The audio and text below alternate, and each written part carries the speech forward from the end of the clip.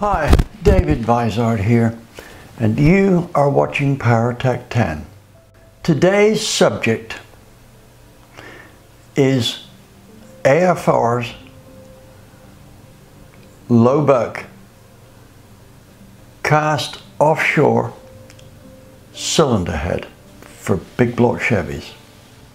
Now I want to start you off here with a recommendation.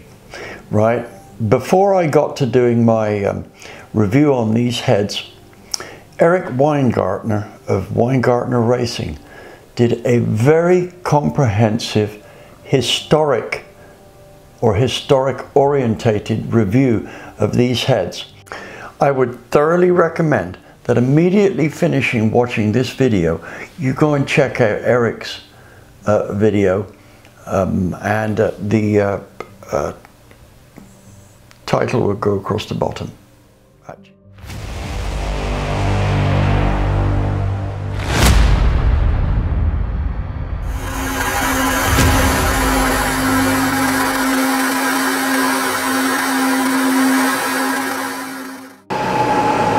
Well, here we go, flow testing.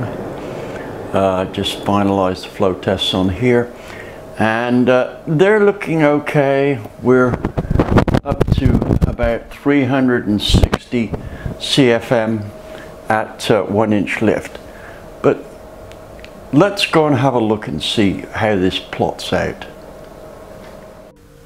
Here we see the test flow numbers.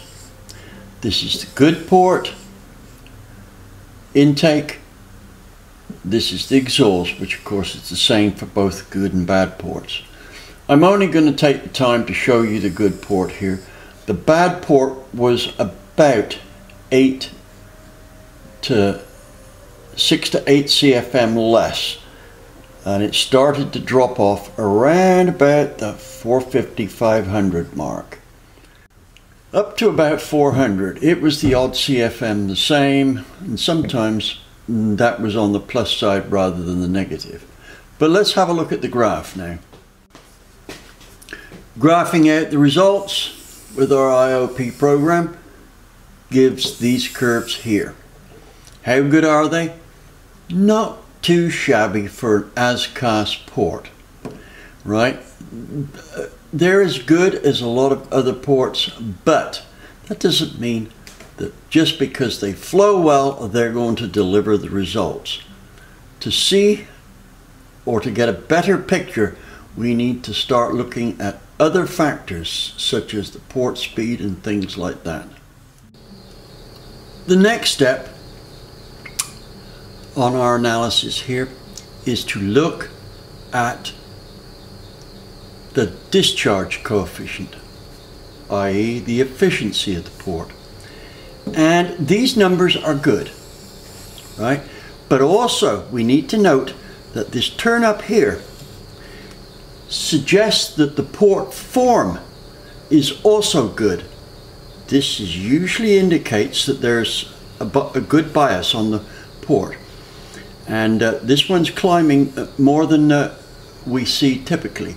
The exhaust is going up really well, so our discharge coefficients look good. But is that the end of the line? No, unfortunately it's not. Remember that phrase, a flow bench can only tell you so much? Well, it depends on how much you tell the flow bench. Tell the flow bench enough and then it will return a lot of data that just simple flow figures won't. Let's move on to the port velocity. The ports, both of them, are a little too big for the amount they flow. So what we're seeing here is not such good port velocity as we would like. This is peaking out at about 245. We'd like to see 300. Now, let me say here, and I want to make this really clear, getting port velocity with a big block, a 24-degree big block, is very difficult if you're also after airflow to get the two together, right? These figures are kind of typical for the type of big block head we're looking at here. right, the lower buck ones.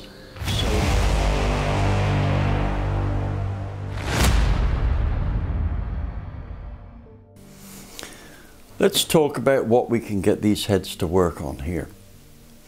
Because of its price, it will appeal to a lot of guys with 454s who want an inexpensive head to boost the engine or the engine's output. Now, what I should tell you here is that it has plenty of airflow to make some big horsepower numbers, but on a smaller engine, the port speed won't be up enough for it to make big torque numbers unless you get your camshaft right, your exhaust right, and the intake manifold right. Under those circumstances, I am pretty sure that this cylinder head will produce some pretty spectacular results if you're looking for an engine that's going to make a nice drivable engine but have a good charge at the top end, right? That will be its strong point, it's good charge at the top end. If you use this on a cam with too wide a lobe centerline angle, it will kill the torque without necessarily adding to the top end power. So, my thoughts on this, 454, got to have a suitable lobe centerline angle. I'd say probably 110, maybe as tight as 108. Don't use too much cam. Make sure that you use a good intake manifold and adequate carburation. And last but not least, do not go too big on the exhaust, right? That will spoil the bottom end torque even more. I would say if you're going to use it for racing, then a 2-inch header would be absolutely the most, but I would prefer to see 1 7/8 inches, and I don't know how common they are, but hey, look around for something. On a 496, say a 10.5:1 compression, you should be able to see somewhere around about 675 foot-pounds of torque and around about 780 horsepower given the right cam for it. Better yet would be a 540, right? On this you could probably see in the region of 725 foot-pounds, 730, and definitely something in the 800 horsepower on a 10.5:1 engine, given the right camshaft. And this will not work with a camshaft which has wide lobe centerline angles. A cam spec'd out for this would typically be around about 107, 108 for a 496 500-inch engine, and around about 106 for a 540. That's 10.5:1. Right, if the compression goes up, then the lobe centerline angle is going to spread.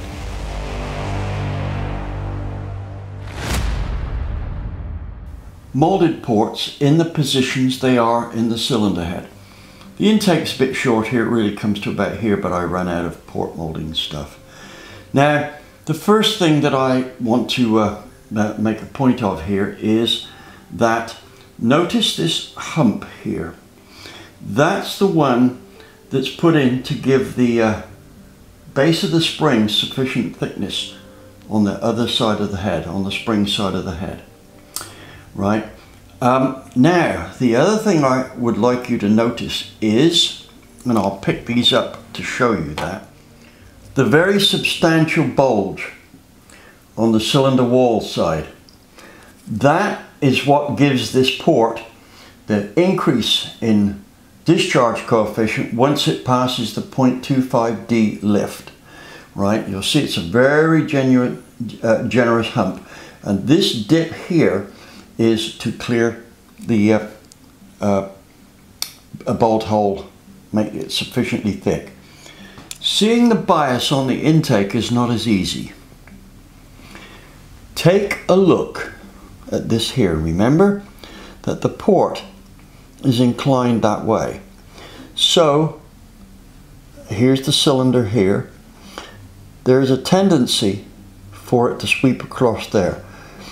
It doesn't look like it here, but there's actually more volume here than meets the eye. Now the other thing that we're going to look at here is this depression here is caused by that lump in the port, and we're going to see just how much effect that has on the flow.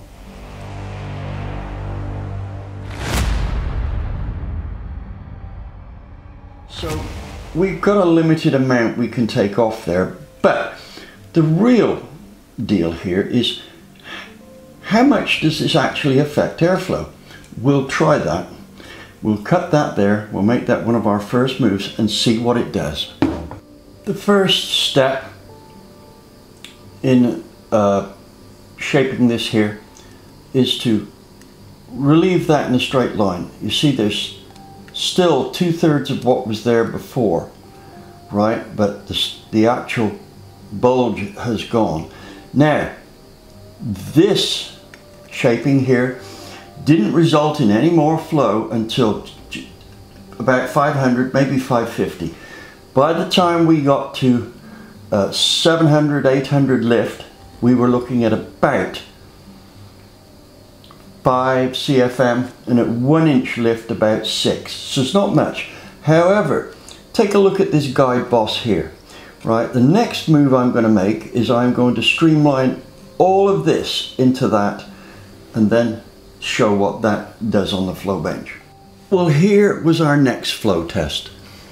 As you can see, this is now shaped all the way down there, and there's quite a bit of metal been taken off at the top of the guide boss. But it's also been channeled around here, and the guide boss has been skinned down. It could be a bit more, but that's an easy amount to do there. So what did our flow figures look like? And of course velocity and everything else look like with this area here done and it coming across here. Now I'm going to hustle through this quickly. Remember, we're looking at the bad port here.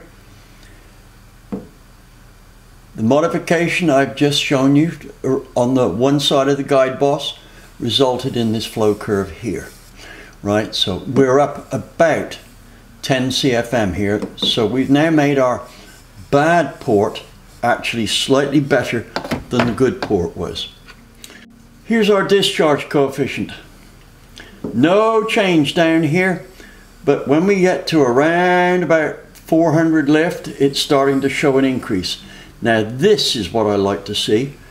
See, this is going up steeper than that line there, and it's continuing to climb better than this one. That's good. Still working on the cylinder wall side. What I've done here is blended the seat in, and I've taken about a 1/16 of an inch off here and blended it out. So it's widened this gap here, right? Also, this here has got a little more volume in it. At this stage, I'm looking at only cams lifting no more than about 650. We can bring this shape like this. We don't touch any of this here, right? Just clean that up and blend it in. Now you'll notice the width across here is slightly bigger than just below the seat. This edge here is a great catcher of air. It's like a parachute. Leaving that like that will cause a substantial drop in flow, and I've seen as much as 10 horsepower, no, actually more than that, disappear because this was left open. If you're not going to fill it, round off this corner here so when the air comes over here, it doesn't hit a sharp edge here, it hits a rounded edge. But better yet is put the stud in and fill it so that when it's all cut, it's all blended in. Right, let's go and see what that did on the flow bench. Here's the result of adding a little more bias to the port and cleaning it up around the seat. You'll see we did pick up flow starting from, oh, I don't know, probably about 250, small gains, got more and more and more, then it leveled out. I suspect this is because we are having a shrouding problem of the valve at these lifts here. In fact, this whole curve may actually be better if we de-shroud that side of the chamber. let's look and see what we've achieved elsewhere. Here's our discharge coefficient. You'll notice we've improved in the seat area by cleaning up the port just below it, right? And that improvement plus the extra bias paid off.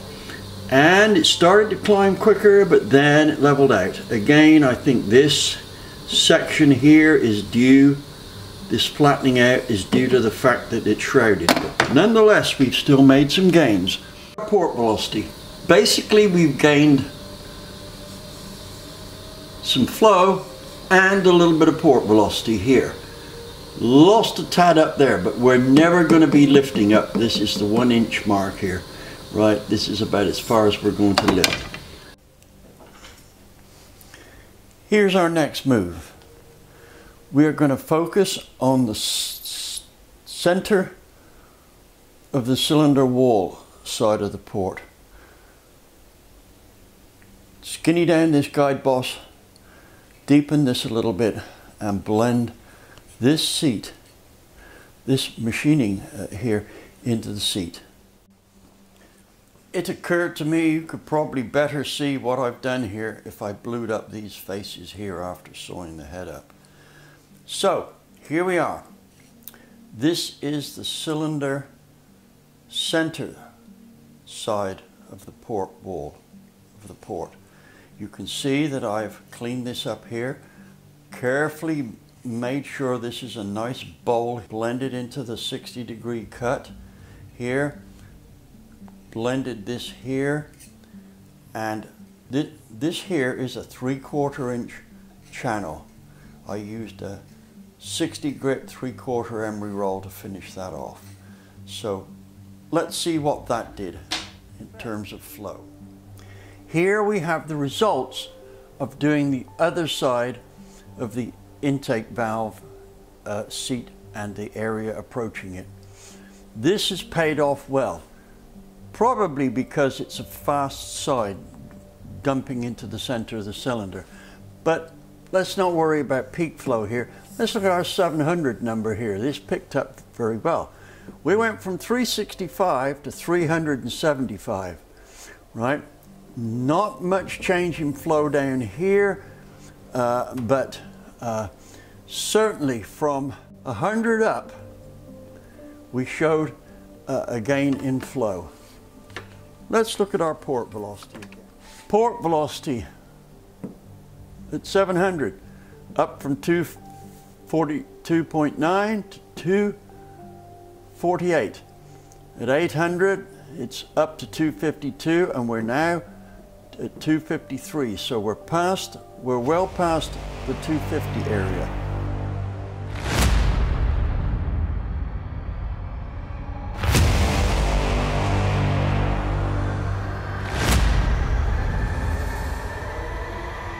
What you see here is the intake valve installed and the cylinder wall for a 502 size bore marked out. This particular cylinder head, if you look very carefully, you can see just inside that, this is a bore that will fit the typical 454 bore when it's 60 over. I'm going to demonstrate shrouding here. First thing we need to do is to see that the 8th ball will actually pull from underneath the valve and come through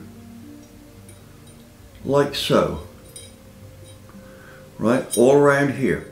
Now I'm going to be porting these heads to do the best job possible on a 454, because a lot of 454 owners will be those with the lesser budgets, and these heads will appeal to them simply because they work well for the price.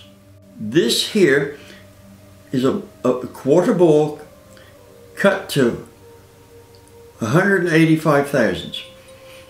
It will need to be able to pull through here. When this valve is lifted 3/16 of an inch, it will need to be able to pull through here, which will take it to that line. If we are doing a 454, instead of being 185 thousandths dimension, it'd be 155. around here. With the valve in place, this is what the 8th pull-through test looks like.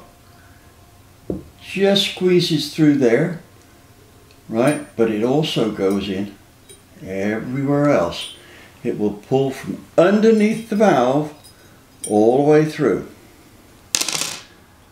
Now let's check the quarter lift. With a 1/4 inch separation between the seats, the quarter ball will pull through. And point out the 8th ball went all the way around. The quarter ball will pull through right up to, or should pull through right up to about just shy of the 3 o'clock position, right? So it won't quite go through there. There. Now that's where it's stuck. Yeah, that's about the 3 o'clock position.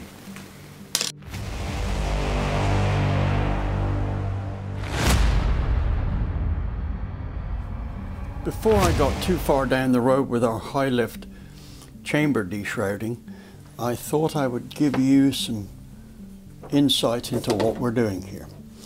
We do this in 2 stages, right? Firstly, we lift the valve a 1/2 inch, or rather we get a 1/2 inch of valve seat separation like this. Then we take this 3/8 diameter ball and we make sure it will pull through like this all the way around to about here, which is, if this is the 12 o'clock spot here, yeah, the head's upside down, then this would be about 2 o'clock, right? And then after we've done that, the next step is to lift. Now I'm assuming that we're going to use between 7 and 800 thousandths valve lift max here. So what we do here is we lift the valve 700 like that, or 700 seat separation, and we check to see if this 1/2 inch ball will go through until about the 130 position there. It's going to come out all the way around. So I'm just about there with this, so now I'm going to clean it up and do this around here. Here's our chamber done around the intake valve. That's a 500 thousandths diameter ball inserted into the gap that it forms between the seat on the valve and the head. This here is a 7/16 ball, and you'll notice it just pulls through all the way around to the 2 o'clock mark.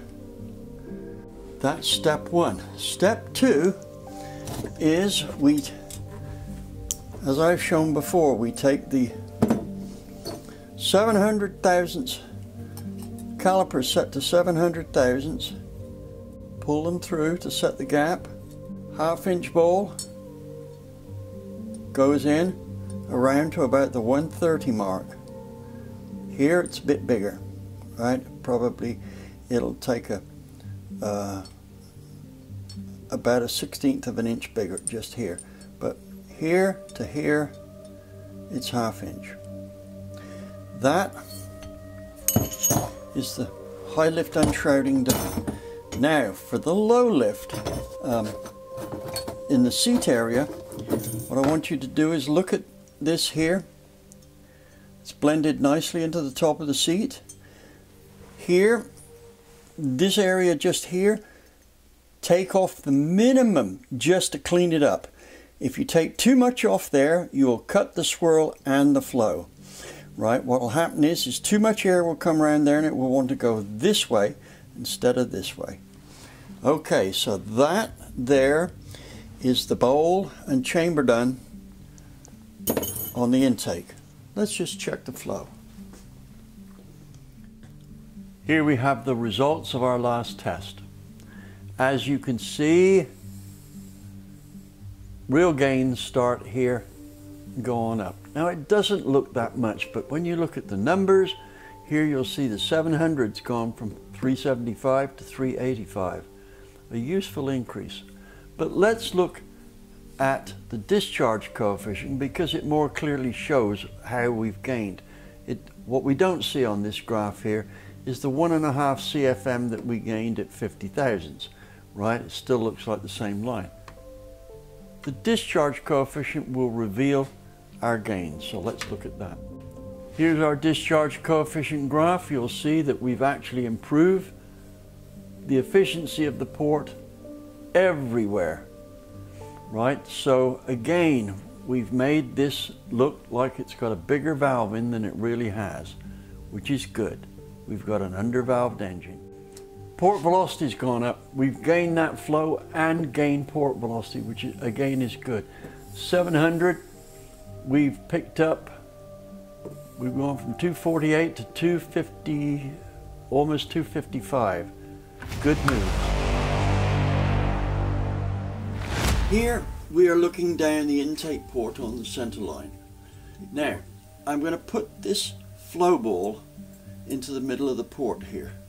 Right, now you can see if I move it to this side it's still totally visible, but if I move it to this side it moves into a shadow, a flow shadow caused by this area here. Right, so that's what we're going to deal with next. Now let me tell you now, there is not a lot of point in widening the port here, that's the floor, because most of the flow is here. So the critical area is from here down.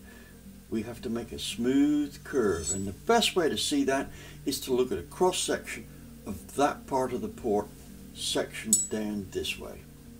Okay, here's the port sectioned vertically, and in the last shot I was showing how this here, that's the roof of the port, shadows this part here.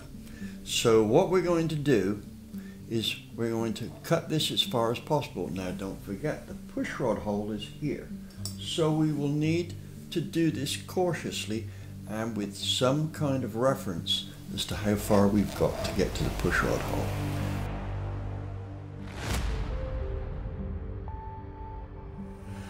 Here's the device. This goes through the pushrod hole. This goes up against the side. This one here goes up against the side of the port, and we measure the thickness at this here. Let's take a look at that in operation. This bar goes through the pushrod hole. The middle of the E-bar goes into the port, and we bring that up to the section we're going to measure, or in this case down. As you can see, there's a big gap here. That is twice the thickness of the metal here. So we've got a good opportunity to widen the port at the roof whilst leaving it stock at the bottom, because there isn't much airflow in there, and we do not want to increase the volume by a greater percentage than we increase the flow, as that causes the velocity to go down. In this shot here you can clearly see the angle of the port wall at the pushrod pinch. Here's the roof. It's been widened as much as it will go. The gap between here and the pushrod is about 1/16 of an inch of material. Down here it's hardly been touched, it's just been cleaned up. Also, the approach here normally has a slight step in it where it comes in and then bumps up.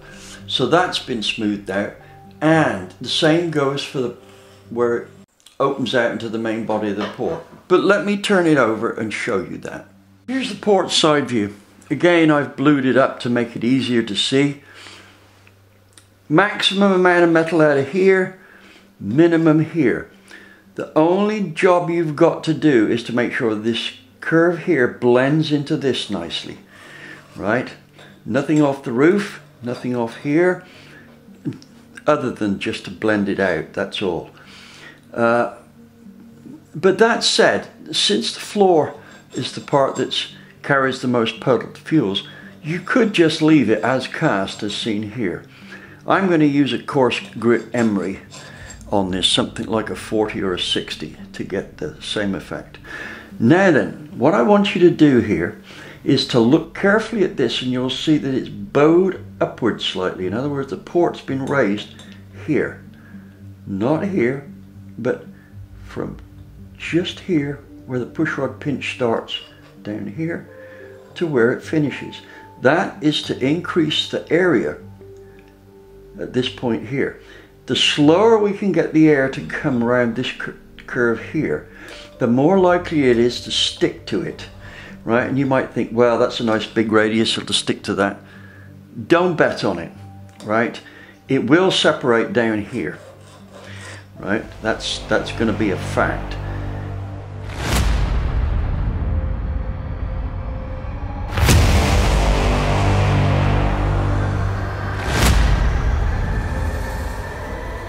Here's the results of our last move. Before, after intake. Remember, this is the stock exhaust still. That's that curve there. We haven't touched that yet.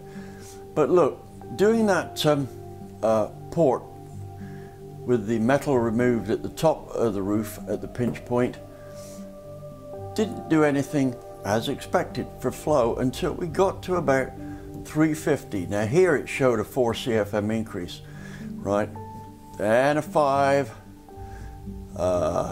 6, 7 there, and peak flow went up from 396 to 409, right? But we need to consider this is probably our limiting number here at 700. That's what most of the people, most users of this head will use for a better max. So we're going from 396 to 406.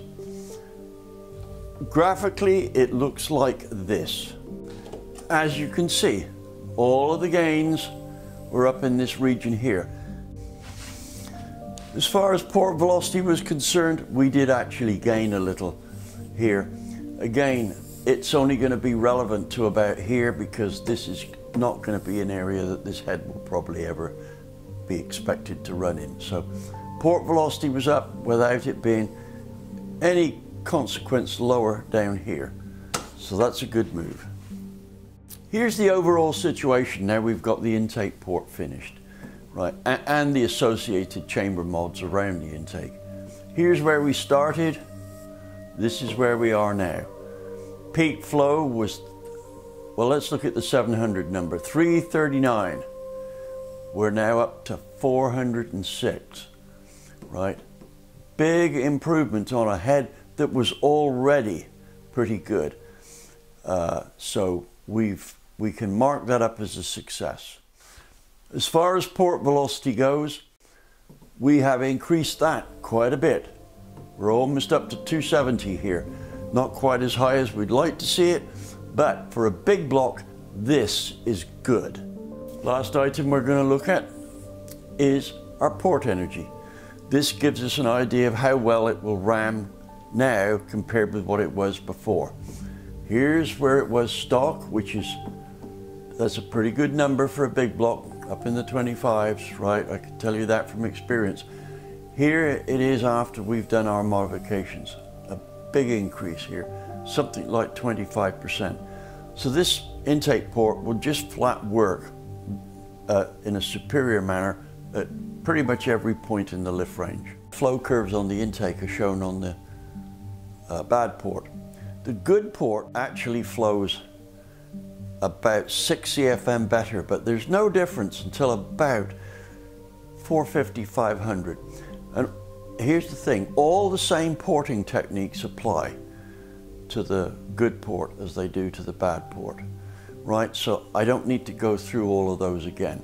You just apply the same techniques, de-shrouding, cutting the shadow areas, etc., and you'll get somewhere around about at 1 inch lift about 413 to 415 CFM. Both the good and bad intake ports are now exhibiting good numbers. They are in CNC performance range, well into it. So how portable is the intake? Very portable. So I'm putting this on the list to consider for my school. But let's see where we go for the exhaust.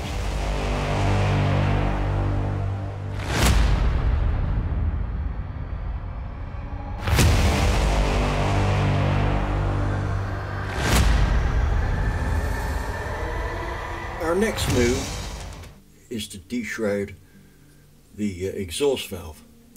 Now, those of you that are pretty switched on will notice we've started on the intake and we're working our way through the port, through the chamber, and now it's time to look at how we're going to get rid of the gases. The first thing we're going to do is de-shroud the chamber in a very similar fashion to that which was done for the intake. As it happens, AFR have done a very good job of this. Now you watch this here. This is a 3/16 ball. When I've lifted the valve 3/16, it pretty much comes through everywhere. For a cast head, what they've got from here to here is pretty good. But AFR have left enough material on here, it's only a small amount, to fine tune this area here for de-shrouding. If we go to a quarter ball, which is where we actually need to de-shroud it to, and I'll tell you why in a moment, then we've got a little bit of work to do. Not much, but just a little bit. You see how it won't pull through there? We got about 40 thousandths to take off around here. And we can undercut it. Let me tell you why. When this exhaust valve opens, that's when it's under full throttle conditions, the pressures in the cylinder are around about somewhere between 90 and 120 psi, depending on cam and compression. And the flow between the seats reaches supersonic value. Well, at that point, it's the area that counts rather than how efficient it is on the flow bench. So we're going to area rule this exhaust here, just like we did using the same technique as the intake. So that's what I'm going to do next. I'm going to area rule it to this 1/4 inch ball. What you see here is the clearance on the chamber cut for this 3/16 ball. That's 187 thousandths. Now, this is about the limit to how much we can clear it. Let me just get that plugged into there.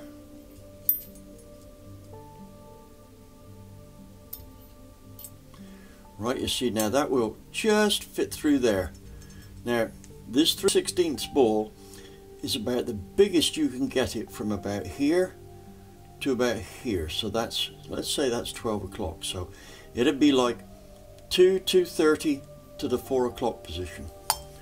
After that, we use the 1/4 ball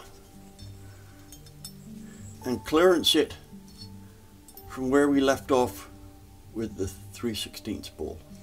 Now I'm going to deal with this section here completely separately, right? It's a major deal here, so it works in conjunction with all of this, but we need to get this right, so we'll look at that in the next few scenes.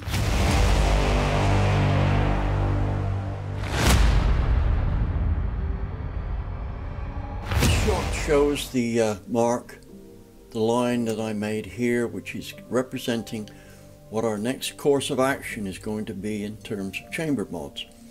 This black line here, we're going to cut this wall back to here so that it slopes in a curving fashion into the seat.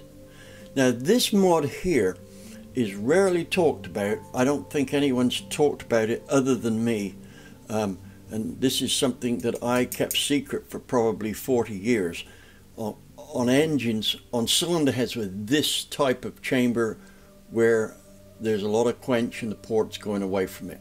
Now, on dyno tests that I was doing for GM, cutting this away was worth over 20 horsepower on a nominally 750 horse motor.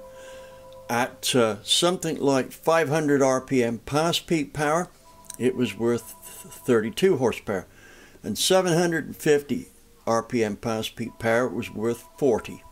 So what it allows you to do is hang on to the gears longer, so it's very good mod to do.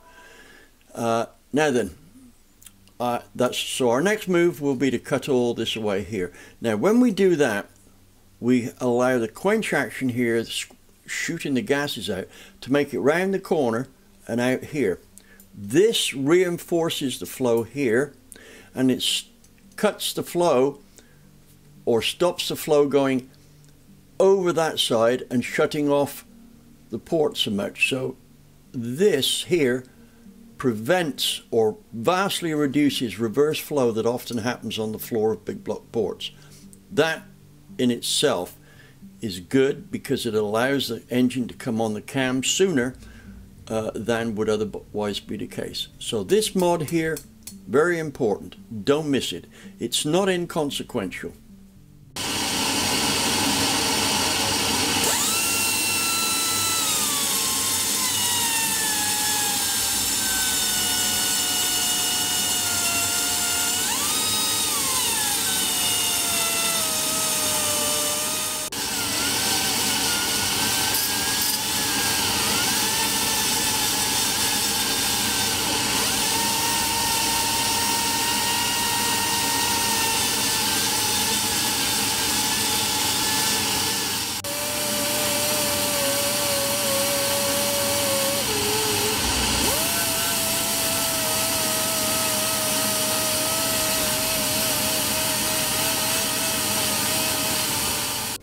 It should be pretty clear to see how this is progressing.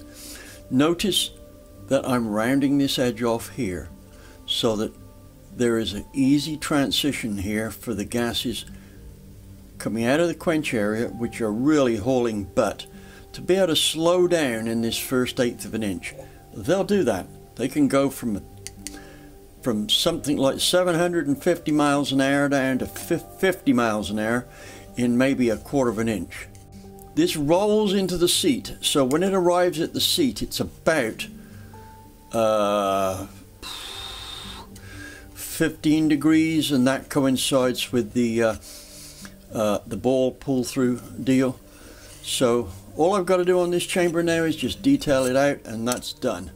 Once again, I've used Dykem marking blue to allow the chamber or the reworked parts to show up.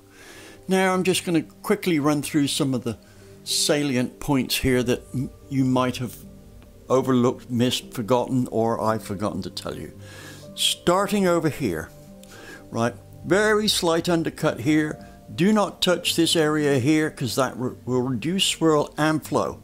This is usually this area here where it causes the flow to turn over at the top, i.e. flow less than what it did at a previous lift station.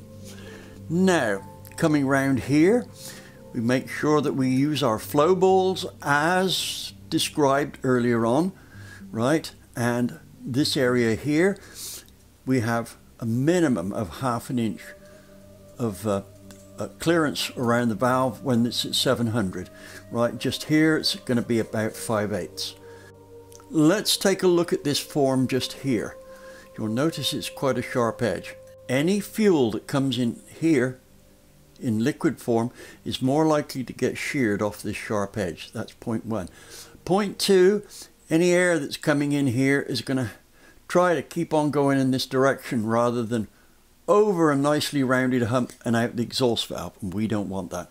This is a relatively minor detail, but dyno tests have shown that it's worth a little bit of power. At this point here, very little metal off, just enough to clean it up. Oh, by the way, I've polished it so that you can see the contours easier. But polishing the chamber is actually one of the few places where a polish actually helps. Ideally, some kind of thermal barrier coating is better, but that costs money. If you can't afford it, polish it. Here we have quite a considerable amount of undercut. Again, refer to the section on there. Now, if you look at this curve here, it will give you an indication of how this curves. Watch the reflection on there, right? You can see that here it's only about 10 degrees off the head. Here it should be about 30. That will join up with the top cut.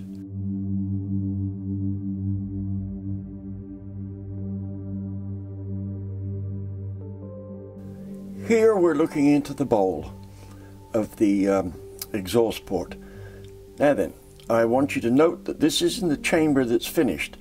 The first part of getting exhaust flow has already been done, namely de-shrouding the chamber.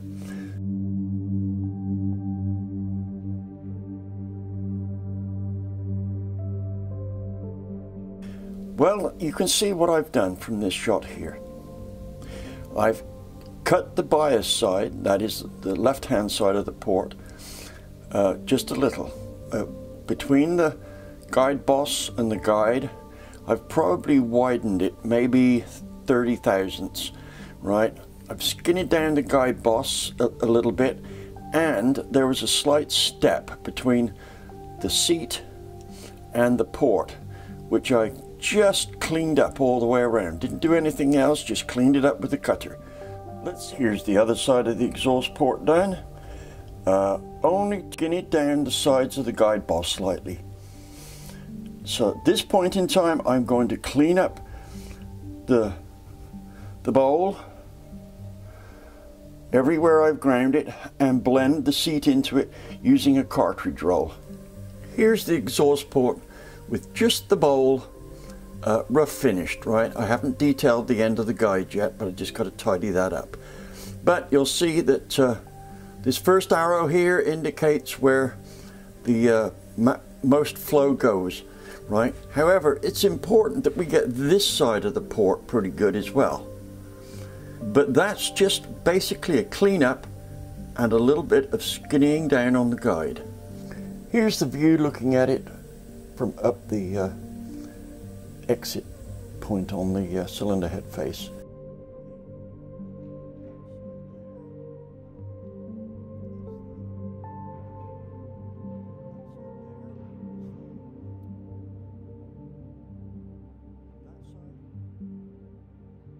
As for the short side turn, you make the best of the job you can.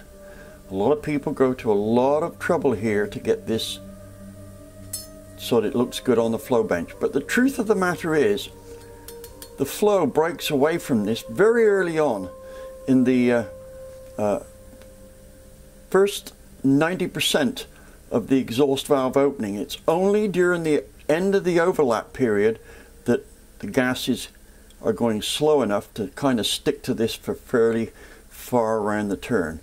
So the bottom line is you are porting this for the last 10% of the lift. Sure.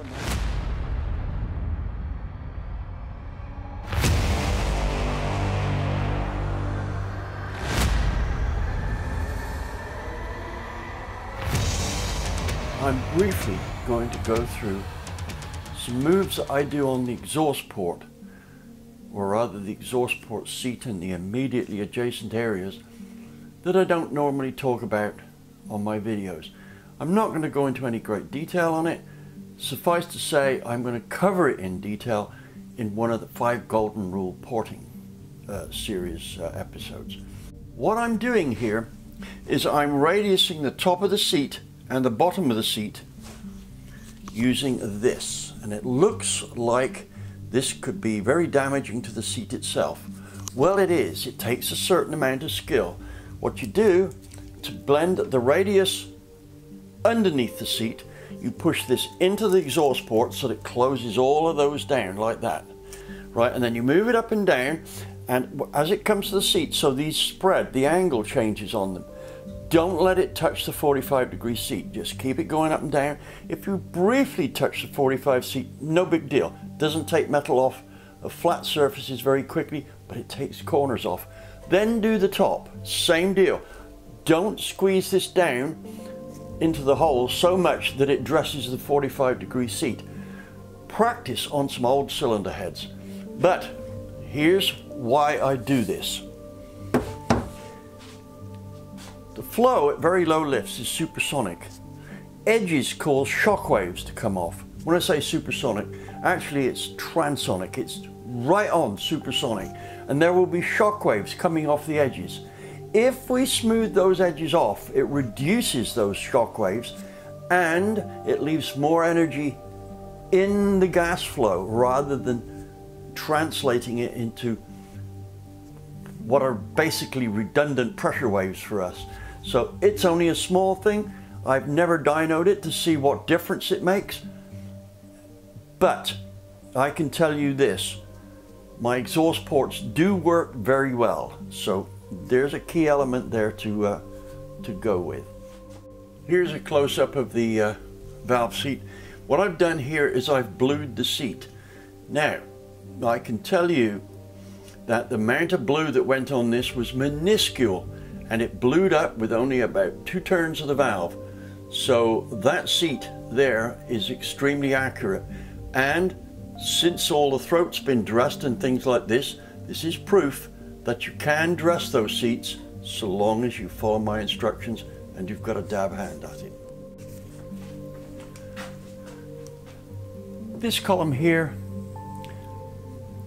are the flow figures for the out-of-the-box Enforcer, and here's the curve it generates.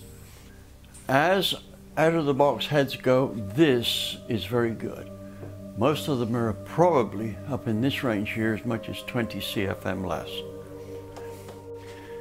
This is what the full curve looks like when it's plotted out, but as I've said, flow curves and flow numbers are only part of the game. What we're looking at here is the discharge coefficient of the stock port, right? A very good upturn from the 0.25D mark. This shows that the port has got the right characteristics, and that's usually a good bias to do this, right? So that's one of the reasons why it's flowing well. Let's look at port velocity. Port velocity is a little on the slow side, right? This wouldn't be critical for so much for top-end power, but it would be for low-speed power. However, what I can say is an out-of-the-box head like this will respond very well with a low-powered nitrous system. And I say low-powered because it will give a lot more horsepower on that nitrous than would normally be the case, because it can get rid of the exhaust, right? So there's a point to consider. This head out of the box is nitrous friendly.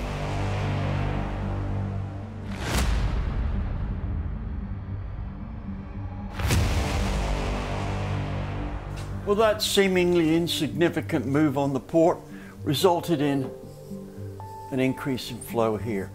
We're up to 6 or 7 more here and about 4 or 5 up here. Figures actually start down here, so let's look at the discharge coefficient to see how low lift flow was affected. Here's our discharge coefficient. You can see that tidying up the area immediately below the valve seat produced a good result there. The efficiency is up by this much at 50 thousandths. And this is how the rest of it looks. Now, of course, all of this is due to the grinding we did in the port. As for port velocity, we're up. We only took about a half a cc out of the port, but we gained more percentage-wise in flow than we had in increase in port volume. So port velocity is up. All good moves. Last on the list, but certainly not least, port energy, right? That's up quite measurably.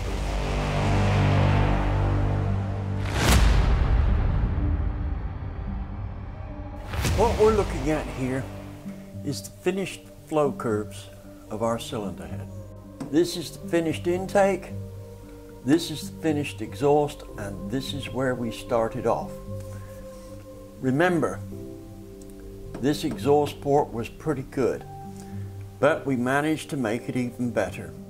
The magic number for one of these exhaust ports on a big block is 300 at 750. We made 299 at 700. At 750 it was about 303. So exhaust port is good, very nitrous friendly. Now then, let's look at and see what other characteristics we've enhanced here. Right, so let's go to the SA discharge coefficient. Now remember, basically this is port efficiency. Right, that's how much flow we managed to get for a given size of port. It started off pretty good, and this upturn here on the stock port showed that there was a bias on it which was working well. Well, with the seat work that was done, i.e. the radius into and from the seat, improved the low lift flow. Mid-range, it probably helped as well, but the form was coming into play here. Here, we improved on our bias. Very good. Could be slightly better, but it would need to be a drastically different port. A typical 24-degree port. This is very good. Very nitrous friendly. As for port velocity, because of the efficiency increase we gained in port velocity, right? That's because the port didn't get much bigger for the increase in flow. Well, let's consider it at 700. It went up from 207 to approximately 238. So we've made some good gains there. Lastly, port energy. Now this gives us an idea of how well the exhaust port can extract from the chamber. Quite a big increase there. I would say we've gone from around about 10.2 to around about 12. So we're looking at about a 16% increase there. Again, that's good. That's all good for torque.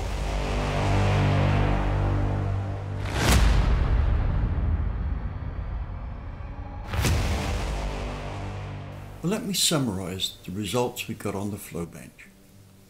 Firstly, I think you will agree that from the point of view of being able to pass air in and exhaust out, that these Enforcer heads at $706 from either Airflow or Summit are a pretty good buy. Sure, you'll find some cheaper. But here's the deal that you need to be aware of. Buying a set of cylinder heads isn't just about the casting. Cylinder heads need to be equipped with a whole load of parts. And the thing is, just how reliable the cylinder heads as a whole is can be quite dependent on the parts involved. Please note that AFR have a reputation for equipping their cylinder heads with top-notch valves, springs, keepers, locks, etc. And these low buck Enforcer heads are no different. In fact, they share the same components as the much more expensive AFR heads. So you can bet that they're pretty damn good quality. I mean, I'm just looking at some of the valves here, and they are identical to some of the more expensive valves or more expensive cylinder heads in the range. I've spoken about applications here and the application on a 454.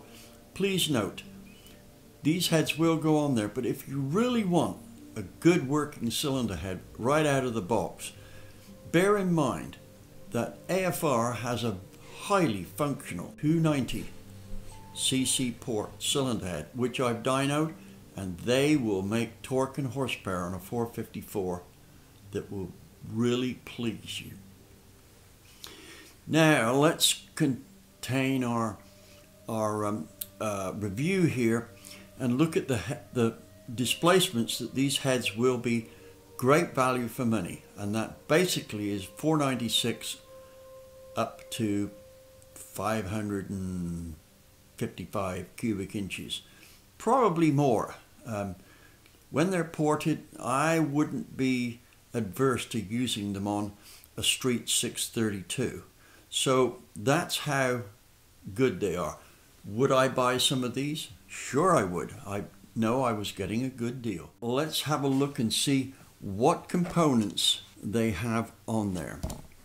These heads are equipped with ARP studs, pack springs for a hydraulic cam, dual springs, adjustable guide plates, and that's a definite plus because I found so many guide plates that come on big blocks that aren't adjustable, that just don't fit the application. The retainers are 10-degree ones, and they come with machined locks, not the regular stamped ones. These are precision machined locks.